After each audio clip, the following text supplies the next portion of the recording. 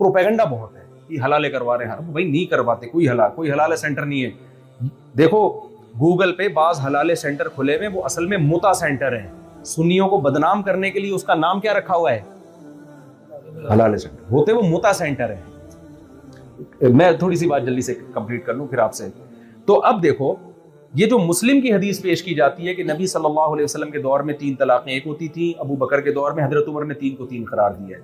تو خوب سمجھ لیں اس میں یہ نہیں ہے کہ نبی کے دور میں ایک مجلس کی 3 طلاقیں ایک ہوتی تھیں, ابو بکر کے دور میں بھی ایک مجلس کی. اس میں علی الاطلاق ہے, چاہے ایک مجلس ہو چاہے الگ الگ مجلس ہو, سب میں آتا ہے کہ 3 طلاقیں ایک ہوتی تھیں. اس کا مطلب کیا ہے؟ اس کے علماء نے 2 مطلب بیان کیے ہیں.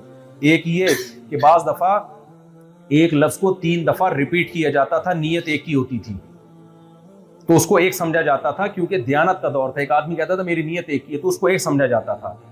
حضرت عمر نے پابندی لگا دی, بھائی ہم دلوں کے حالات نہیں جانتے, لہذا کوئی طلاق کا لفظ 3 دفعہ ریپیٹ کرے گا تو اب ہم دلوں کے حالات نہیں جانتے, ہم اس کو 3 سمجھیں گے. اس لیے علماء نے لکھا ہے دیانتاً ایک ہوگی, قضاً 3 ہوگی. دیانت کا مطلب وہ جانے اللہ جانے, لیکن جب مفتی کے پاس فیصلہ آئے گا یا جج کے پاس تو وہ 3 ہی نافذ کرے گا. اس کو ہوتا ہے نا, ایک دفعہ آپ کو سانپ نظر آتا ہے, آپ کیا کہتے ہیں؟ سانپ سانپ سانپ. ایک سانپ ہوتا ہے لیکن آپ ریپیٹ کتنی دفعہ کرتے ہیں؟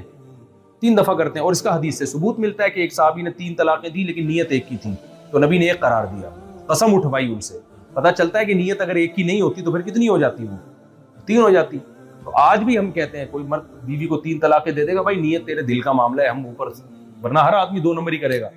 یا تو یہ مطلب ہے, یا دوسرا مطلب حدیث کا یہ ہے کہ نبی صلی اللہ علیہ وسلم کے دور میں جیسے متا کرتے تھے نا زمانے جاہلیت میں لوگ, ایسے ہی صحیح حدیث سے ہمیں پتہ چلتا ہے کہ 3 طلاق چاہے ایک مجلس کی ہو یا 3 مہینوں کی ہو, وہ ایک سمجھی جاتی تھی, اس سینس میں کہ اس کے بعد رجوع کا حق سمجھا جاتا تھا.